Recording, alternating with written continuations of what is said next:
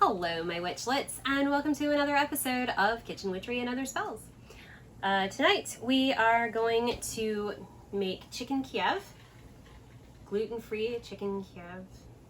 Chicken Kiev is one of my favorite chicken dishes, and being able to do a gluten-free version of it is really awesome. So what we're going to do tonight is I'm doing a half recipe from the, it's based on the recipe that's available on paleoleap.com.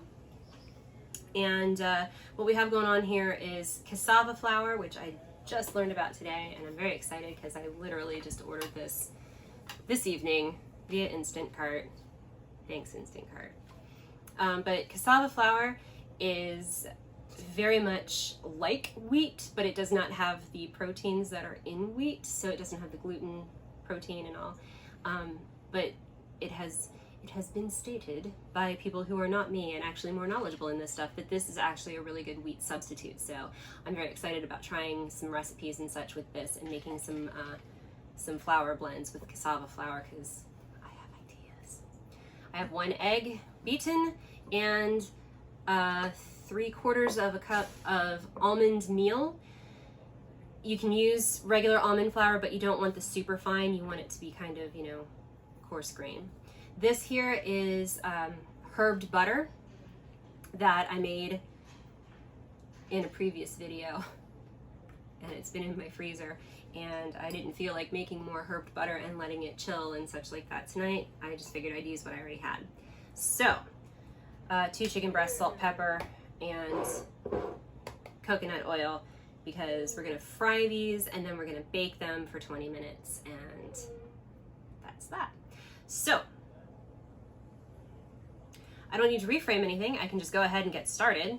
I'll reframe once I get these coated and such like that, so that we can move back to the stove and do the stuff at the stove for like 5 minutes before it goes in the oven and bakes for 20. So you should preheat your oven to 400 degrees. Yes, 400 degrees. Had to double check, make sure it said 450. Oven sucks so much. You want to season your cassava flour and your almond meal with salt and pepper to taste.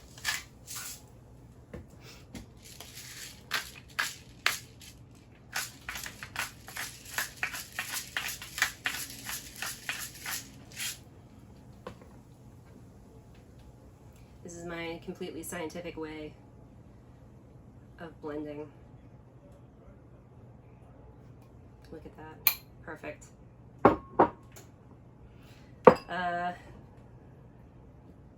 That's my other scientific way of doing it. Only this way gets stuff under my fingernails, and I don't like that. Not my favorite way. All right, so the first thing you want to do is you want to take a knife and try not to cut yourself, like I probably will do, and you want to, yeah, okay. You want to cut a pocket into your chicken, but you don't want to go all the way through it.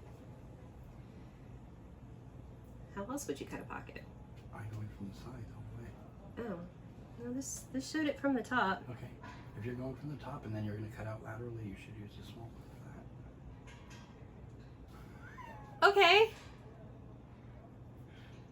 I don't know what I'm doing. This is not an educational channel. This is an entertainment channel. Just keep that in mind.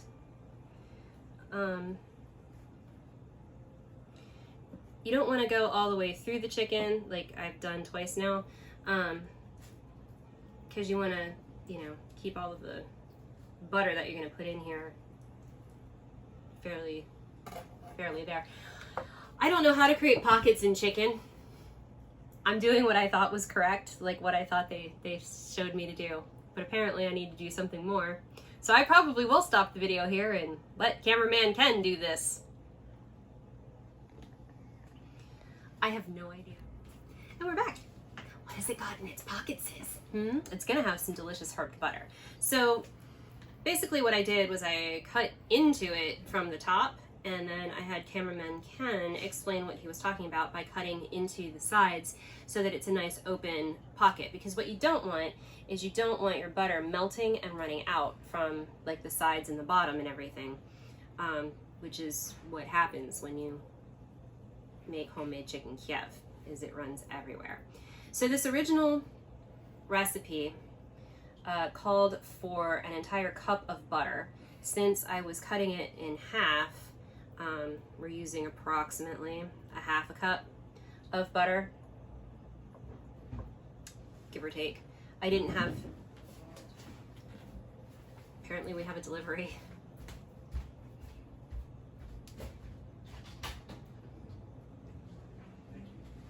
Exciting.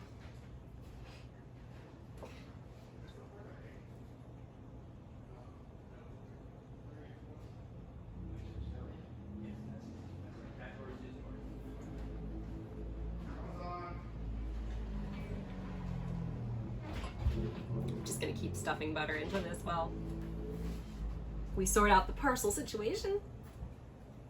At least it's fresh this time. Huzzah!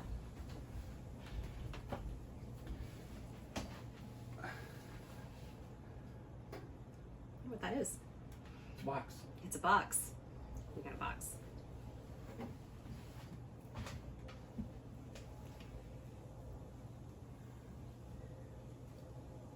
Okay.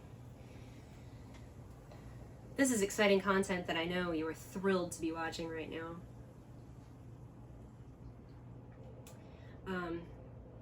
So I'm just trying to get my butter squished in here into all of the pockets.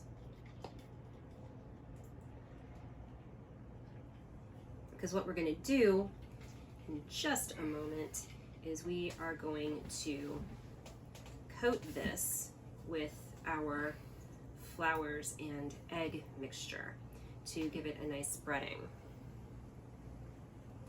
There's a little bit left. I can put it in this one that I just tried to close.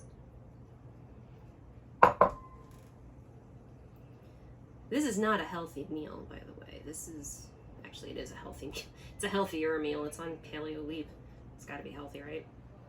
I mean, it's paleo, right? No grains. This is a high fat meal. There's really no other way to describe it other than delicious, but I might also be biased. All right, so what we're gonna do is we're gonna take our chicken and we are going to dredge it in the cassava flour and coat it, and hope I don't lose any of my herbed butter in here, because that would make me a sad panda. And I'm losing my herbed butter in here, so yes, I am a sad panda. No, when you were dredging, I would have set it up on plates.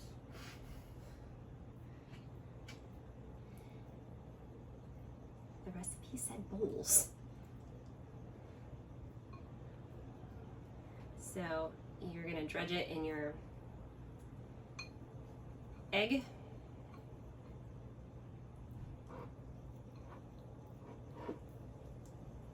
Say it with me, boys and girls. My least favorite thing is stuff under my nails. Especially animal stuffs. And then we're gonna put this into our almond meal. And I need to stand up because I'm at a really weird angle. And we want to coat this as best we can with the almond flour, or almond meal as it were, because you want a nice bit of breading on here. Sorry about that. Really, right now? You didn't do it in advance. You're gonna need it. Right, I have to fry it first. Oh, okay, I'm sorry. We can do that in post-production, right? You overestimate my video editing skills. Okay, so this is the first one.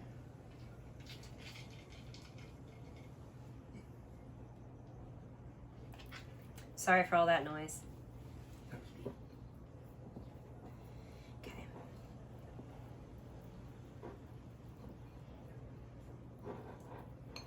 feel like I'm doing a true facts video. True facts about the cassava flour.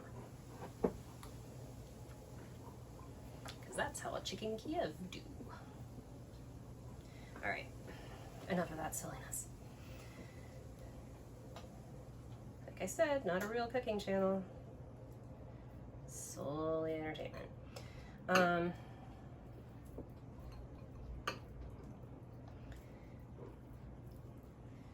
Alright, and then finally, our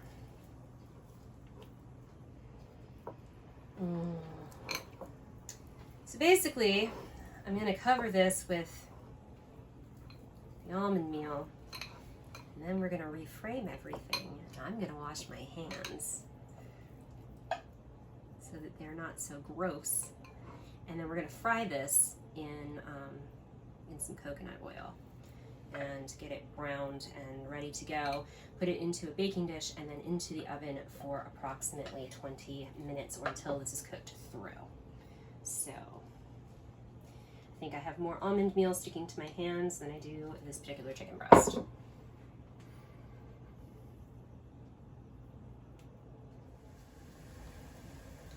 Alrighty, so we have a medium hot pan here. We're going to put our chicken in here, and we need to brown this on both sides before putting the oven safe pan that I have here into the oven for approximately 20 minutes at 400 degrees Fahrenheit. It may take a little longer depending on how thick your chicken is. You just want to make sure that your chicken is cooked all the way through and reaches an internal temperature of 165 degrees Fahrenheit. So you can get yourself a handy dandy meat thermometer and you can check that out. So while this is cooking, I personally use tongs to flip it over, but you want to get this nice and golden as far as you can around the sides, then flip it and brown it up and oven it up.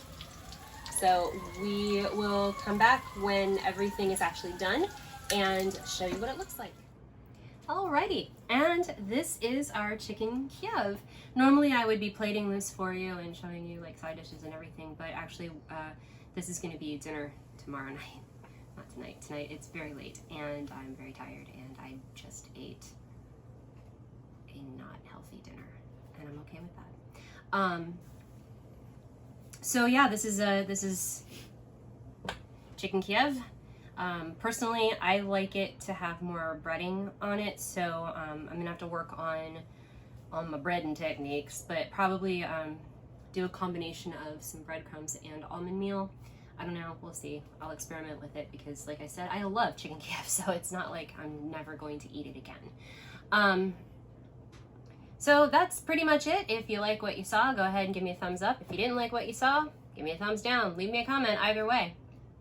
And make sure that you've subscribed to the channel and you've rung the notification bell so that you can be alerted for all of my new videos that are coming out, theoretically, over the next few weeks. So, yeah.